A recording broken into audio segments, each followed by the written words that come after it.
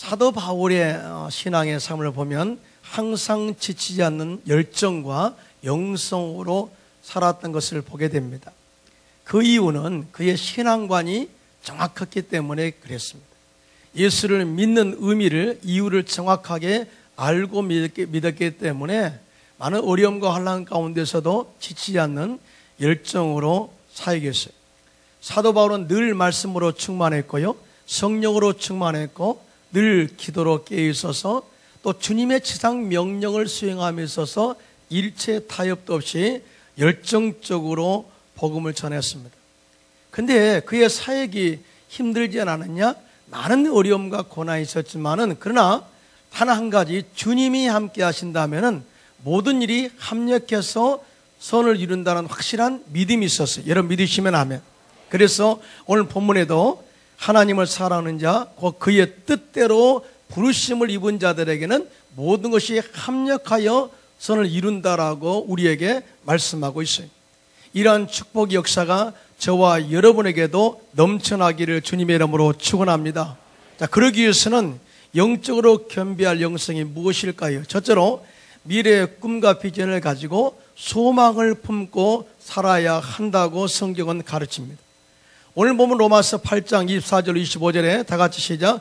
우리가 소망으로 구원을 얻었음에 보이는 소망이 아니니 보는 것을 누가 바라리요. 만일 우리가 보지 못하는 것을 바라면 참음으로 기다릴지니라고 말씀하고 있어요. 여러분 믿음으로 우리가 구원을 받습니다만, 그러나 소망으로 우리가 믿어 구원을 받았다, 이렇게 말씀하고 있어요. 그러니까 믿음도 소망이 있을 때 나타난다는 것이죠.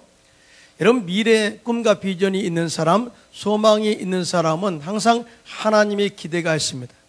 또 뿐만 아니라 하나님의 사역의 일을 함에 있어서 지치지 않는 열정이 있고요, 또 뿐만 아니라 꿈이 이루어지는 기대로 가득 차 있는 것을 보게 됩니다. 하나님은 이런 사람들을 기뻐하시고 이런 사람들을 도우셔서 당신의 뜻을 이루어 간다는 것 믿으시기 바랍니다.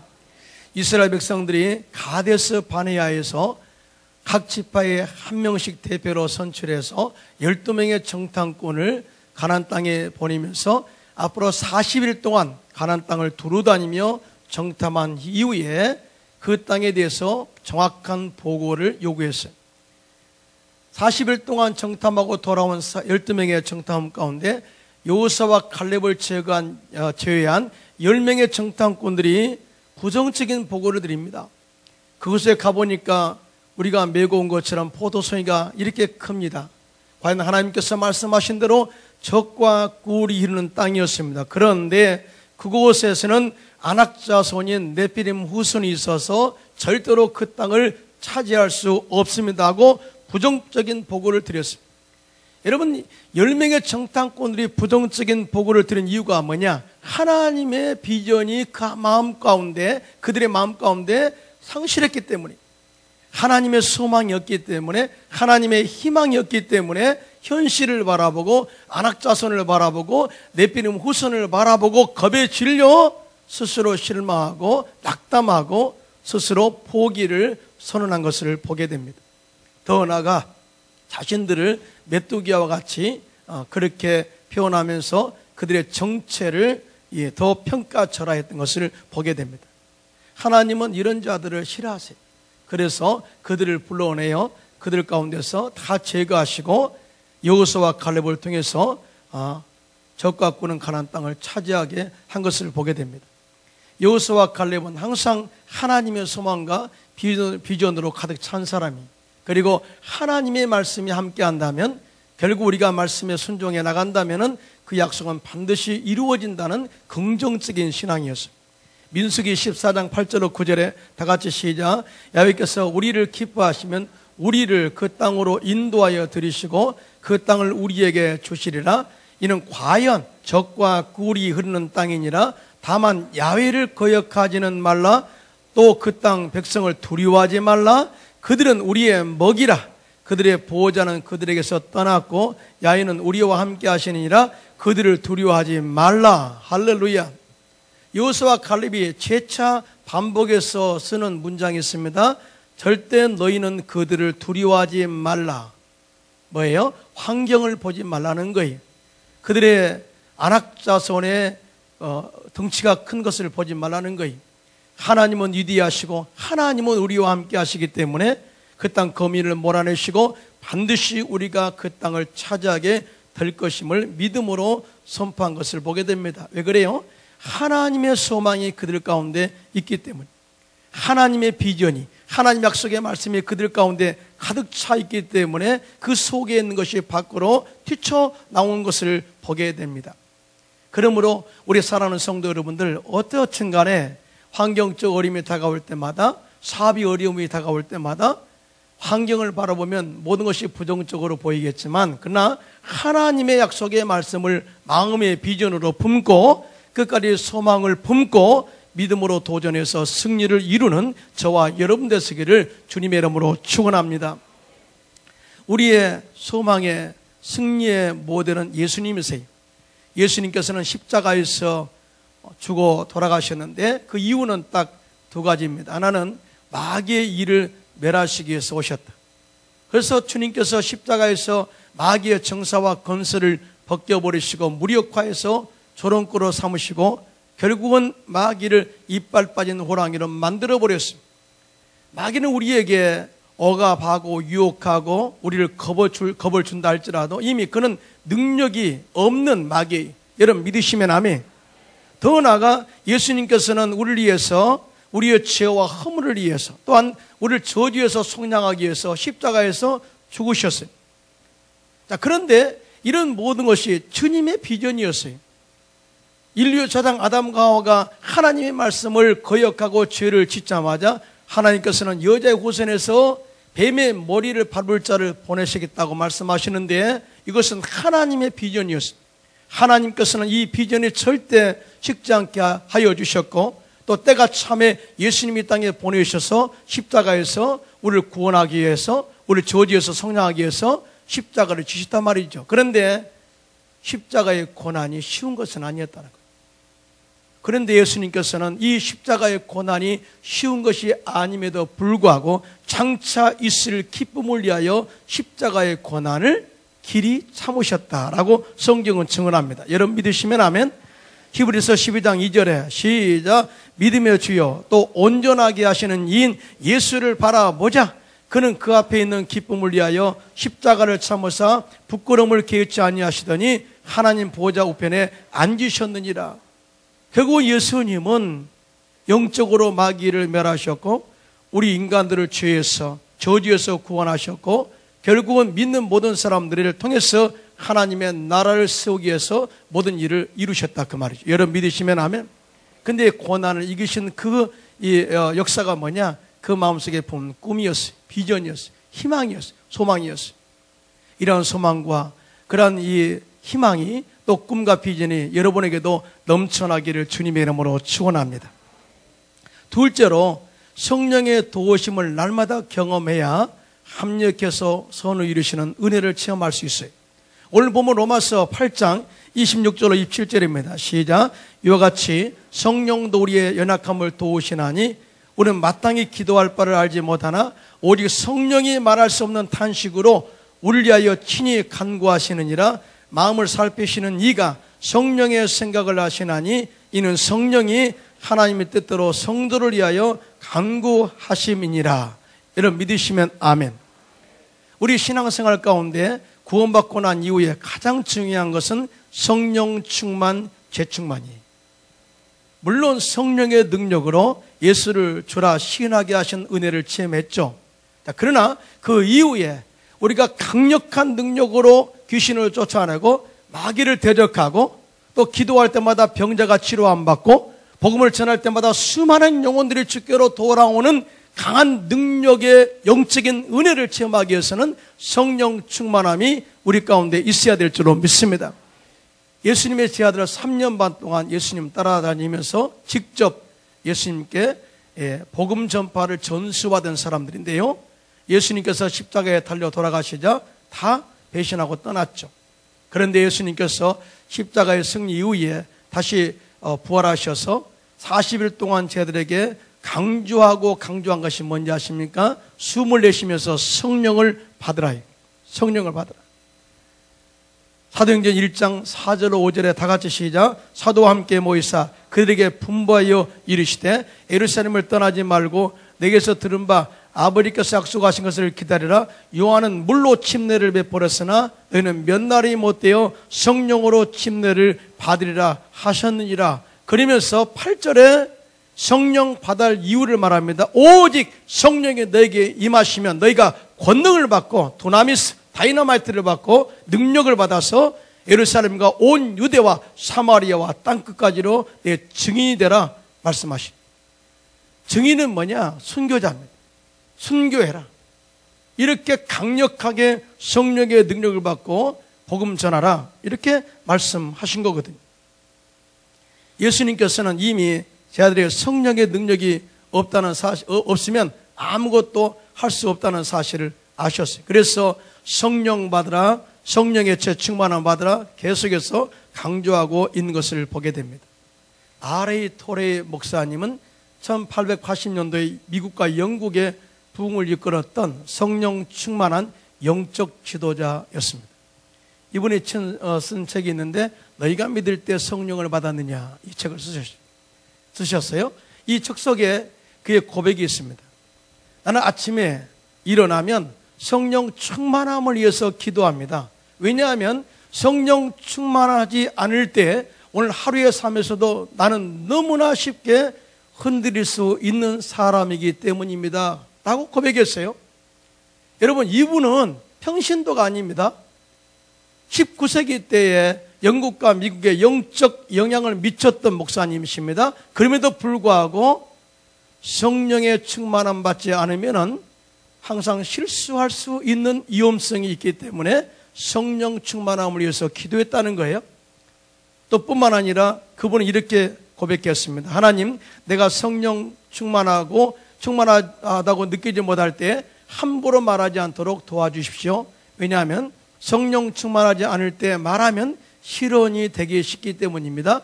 하나님, 제가 성령 충만하지 않을 때 인생의 중요한 결정을 하지 않도록 도와주십시오. 왜냐하면 그때의 제 결정은 잘못될 가능성이 있기 때문입니다 라고 고백했습니다. 그러니까 목회 사역에서 가장 중요한 승리의 키포인트는 뭐냐? 성령 충만.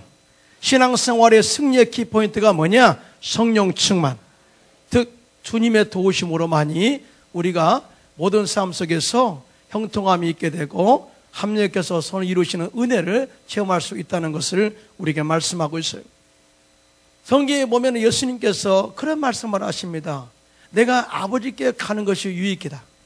그리고 믿는 자들에게는 이런 표적이 있다르니 곧 저희가 내 이름으로 귀신을 쫓아내며 새 방언을 말하며 뱀을 집어 올리며 무슨 독을 마실지라도 해를 받지 아니한다. 자, 그러면서 믿는 자는 내가 하는 일도 할 것이고 이보다 더 큰 일도 하리라. 그러면서 내가 아버지께로 감이라. 그래서 내가 가서 다른 모여사를 내게 보내어 너희와 항상 함께 있게 하리라 말씀하셨습니다. 여러분, 우리는 이런 고정관념이 있어요. 우리는 절대적으로 예수님이 하는 일을 할 수 없다. 또 예수님이 하신 일보다 더 큰 일을 할 수가 없다. 당연히 맞습니다. 우리 힘으로 되는 일은 없어요. 그러나 성령님, 다른 모여사, 다른 하나님이 우리 안에 들어오시면 그의 능력으로 예수님이 하신 일도 하게 될 것이고 이보다 더 큰 일도 이루어 간다는 사실을 절대로 믿으시기를 주님의 이름으로 축원합니다. 그래서 우리가 성령님의 도우심을 구해야 돼요. 요한복음 14장 16절로 17절입니다. 시작. 내가 아버지께 구하겠으니 그가 또 다른 보혜사를 너에게 주사 영원토록 너희와 함께 있게 하리니 그는 진리의 영이라. 세상은 능히 그를 받지 못하나니 이는 그를 보지도 못하고 알지도 못함이라. 그러나 너희는 그를 아나니 그는 너희와 함께 거하시며 또 너희 속에 계시겠습니다. 할렐루야. 성령님이 영으로 우리 가운데 계신 줄로 믿습니다. 우리 안에 계신 줄로 믿습니다. 그분에게 항상 아침마다 일어나면 성령님 나와 함께 동행하십시오. 성령님 도와주세요. 이렇게 고백만 하세요. 뭐 주세요. 그런 말 안 해도 돼요. 하나님은 다 하세요. 여러분, 우리 젖먹이 어린이가 엥 웁니다. 엥 우는데 어머니는 다 알아요. 아, 오줌 쌌구나. 아, 젖이 먹고 싶어 하는구나. 다 알아요. 하나님도 다 하나님의 자녀인 우리가 하나님께 주님하고 부를 때 그래 안다. 돈이 필요하는구나. 주님 부르면 안다. 내가 치료가 필요하는구나. 주님 도와주세요. 그러면 안다. 내 사업에 형통함이 필요하는구나. 주님 도와주세요. 그러면 안다. 내 자녀를 위해서 내가 도와주겠다. 한 번 형통함으로 주님이 다 채워갈 것을 믿으시기를 주님의 이름으로 축원합니다. 세 번째, 하나님을 전심으로 사랑할 때 우리의 삶 속에 하나님께서 선을 이루심이 있다고 말씀하고 있습니다. 오늘 본문 로마서 8장 28절입니다. 시작. 우리가 알거니와 하나님을 사랑하는 자 곧 그의 뜻대로 부르심을 입은 자들에게는 모든 것이 합력하여 선을 이루느니라. 여러분 믿으시면 아멘. 하나님은 무엇보다도 우리의 사랑을 받기를 원하세요. 하나님께서 우리를 사랑한 만큼, 아니 더 우리보다 더 사랑하시죠. 사랑하는 것보다도 더 사랑을 많이 받고 있습니다만 하나님은 그 사랑을 다시 받기를 원하세요. 진짜 그래요. 여러분, 자녀들을 우리가 양육하면서 느끼는 게 뭐예요? 내가 너를 사랑한 만큼 너도 나를 사랑하기를 보기를 원해요. 진짜 그러잖아요. 이게 바로 우리 인간사에도 나타나는데 하나님은 더 그래요. 질투의 하나님이라고 말씀하시면서 내 영광을 우상에게 다른 자에게 절대 주지 않겠다고 말씀하셨습니다. 그래서 이스라엘 백성들에게 복 주시는 조건으로 네가 나를 사랑하라 그렇게 말씀하셨습니다. 한번 볼까요? 신명기 6장 4절 6절입니다. 시작. 이스라엘아 들으라. 우리 하나님 야훼는 오직 유일한 야훼시니 너희는 마음을 다하고 뜻을 다하고 힘을 다하여 내 야훼 하나님을 사랑하라 말씀하셨거든요. 이렇게 사랑하면 하나님께서 엄청난 복을 주시겠다고 말씀하고 있는데 내 조상들에게 주리라 맹세하신 땅으로 너를 들어가게 하시고 내가 건축하지 아니한 크고 아름다운 성읍을 얻게 하시며 내가 채우지 아니한 아름다운 물건이 가득한 집을 얻게 하시며 내가 파지 아니한 우물을 차지하게 하시며 내가 심지 아니한 포도원과 감람나무를 차지하게 하겠다 하고 신명기 6장 1절로 11절은 계속해서 말씀하십니다. 그 말은 뭐냐면 우리의 수고로서 모든 것이 채워질지도 하지만 우리가 수고하지 않는 것까지도 주님이 다 보살펴 주셔서 필요한 것을 공급하시겠다는 축복입니다. 여러분 믿으시면 하면 한마디로 형통하게 하시겠다 그 말이거든요. 이러한 축복이 저와 여러분의 삶 가운데도 넘쳐나기를 주님의 이름으로 축원합니다. 그런데 구약에서는요, 이런 하나님의 은혜를 구하기 위해서 하나님께 나가고 싶어도 갈 수 없었어요. 왜냐하면 하나님은 거룩하신 분이고 인간은 죄인이었어요. 그래서 하나님께서는 누구든지 1년에 한 번씩 하나님의 은혜를 체험하도록 하기 위해서 제사장을 세우셨어요. 대제사장을 세우시고 우리의 모든 인간의 죄를 위해서 각 사람의 수에 따라서 짐승을 찾게 합니다. 그리고 그 피를 가지고 지성소에 계시는 하나님께 나가서 속죄소에 피를 뿌려서 죄사함의 은혜를 받고 다시 또 새로운 마음으로 생을 시작하게 하신 거예요. 이것이 계속해서 반복됐습니다. 짐승의 피는 이례적인 효과밖에 없어요. 그리고 죄를 덮을 뿐입니다. 그래서 백성들이 그 죄사함의 은혜를 체험하기 위해서는 매년마다 짐승을 잡았는데 얼마나 많은 짐승이 희생되었든지 그 피가 강물을 이루었다고 그랬습니다. 그런데 하나님께서는 그럴 필요 없이 예수님을 이 땅에 보내셔서 십자가에 죽게 하심으로 말미암아 단번에 제사 드림으로 말미암아서 그 피를 의지해서 누구든지 하나님 앞에 나가서 하나님을 아바 아버지라 부를 수 있는 특권을 주시고 은혜를 허락하셨어요. 할렐루야. 이것이 바로 엄청난 은혜입니다. 예수를 믿는 게 이걸 모르면 절대적으로 하나님의 은혜를 깨달을 수 없습니다. 히브리서 9장 11절로 12절입니다. 시작. 그리스도께서 장래의 좋은 일에 대제사장으로 오사 손으로 짓지 아니한 것 곧 창조에 속하지 아니한 더 크고 온전한 장막으로 말미암아 염소와 송아지의 피로 하지 아니하고 오직 자기의 피로 영원한 속죄를 이루사 단번에 성소에 들어가셨느니라. 할렐루야. 이런 하나님의 은혜, 하나님의 은혜를 베푸신 것은 이유가 뭐예요? 하나님이 우리를 사랑하기 때문에. 하나님이 우리를 사랑하기 때문에. 누구든지 예수 믿으면 구원받고 그의 피에 힘입어서 지성소에 계시는 하나님께 나와 축복을 구할 수 있는 자격을 부여한 것입니다. 그래서 그 은혜로 말미암아서 우리는 영혼의 잘된같이 범사가 잘되고 강건한 복을 누리게 된 거예요. 그런데 이것이 지속돼야 되지 않습니까? 지속되기 위해서는 절대 주님과의 사랑의 끈을 끊으면 안 돼요. 항상 하나님을 예배하고 찬양하고 기도하고 이런 영적인 줄을 항상 이어져야 돼요.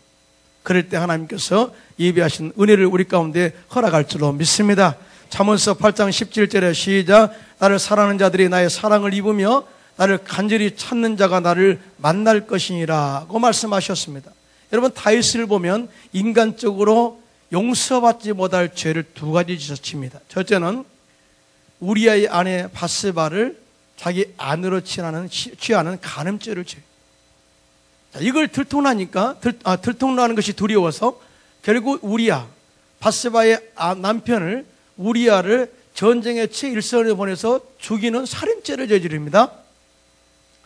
그래서 이런 이 자가 어떻게 왕이 될 수 있을까요? 그래서 나단 선지자가 그 죄를 회개를 촉구합니다. 그럴 때 다윗이 철저하게 회개합니다. 철저하게. 그러고 나서 그 이후의 삶에 온전히 하나님만을 예배하고 하나님만을 찬양하며 하나님께 기도하며 그의 삶이 바뀌어요. 그래서 시편을 보면 그 시편의 그 고백의 시들이 찬양시가 구구절절합니다. 고통 가운데 있었던 자기의 모습을 하소연하기도 하고 또 자기의 잘못을 뉘우치기도 하고 그러면서 주님과 가까워져요. 사랑을 고백합니다. 그럴 때 하나님께서 다윗의 모든 죄를 용서하시고 은혜와 복을 주시는데요, 너의 가문을 영원히 세우겠다고 약속을 해요. 사울의 가문은 이대에 무너졌지만 다윗의 가문은 영원히 세우겠다 약속하시는데 그의 가문에서 메시아 예수님이 나오지 않습니까? 이루신 거예요. 자, 솔로몬 역시 다윗의 대를 이어서 열심히 하나님을 예비하고 찬양하며 살아가는데 그가 젊은 나이에 왕이 되었을 때에 먼저 기본에서 1000번째 제사를 드립니다. 이건 1000번째 예배를 드린 겁니다. 그때 하나님이 감동하세요. 그래서 기본 그곳에 밤에 솔로몬의 솔로몬의 꿈에 나타나셔서 그 제사에 대해서 기쁨으로 받으시면서 그런 이야기를 해요. 내가 네게 무엇을 줄고 너는 구해라. 솔로몬이 저는 부귀영화 공명도 필요 없습니다. 저는 젊은 나이에 왕이 됐는데 당시에는 왕이 모든 송사를 감당했거든요. 법관이 아니라 옳고 그름을 판단함에 있어서 잘못 판단하면 죄 없는 자가 죽게 되고 죄 있는 자가 죽게 되고 죄가 없는 자가 살 수도 있거든요. 그래서 하나님, 내가 백성을 정의와 공평으로 치리하기를 원합니다. 나에게 올바른 판단력을 갖도록 지혜를 주십시오. 그럴 때 하나님의 마음에 맞았다 그랬어요.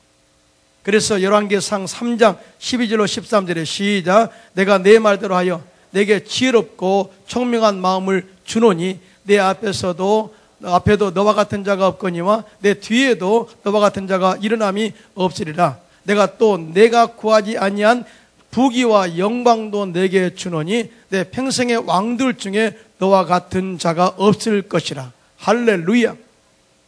여러분, 전무후무한 그런 말 들어보셨죠? 전에도 없었고 후에도 없었고. 이 말씀이 오늘 이게 나옵니다. 솔로몬의 지혜는 전무후무한 지혜예요. 이전에도 없었고 앞으로도 없을 것이다. 이러한 지혜를 솔로몬이 받아서 통치했어요. 그런데요, 솔로몬이 말년에 이방 여인들과 결혼하게 됩니다. 그러면서 바알과 아세라 신을 드리게 되죠. 하나님의 사랑이 떠나버려요. 초반과 다릅니다. 그래서 하나님은 솔로몬 시대에 그 아들 때에서 북이스라엘과 남유다로 두 개 나라가 나눠져 버려요.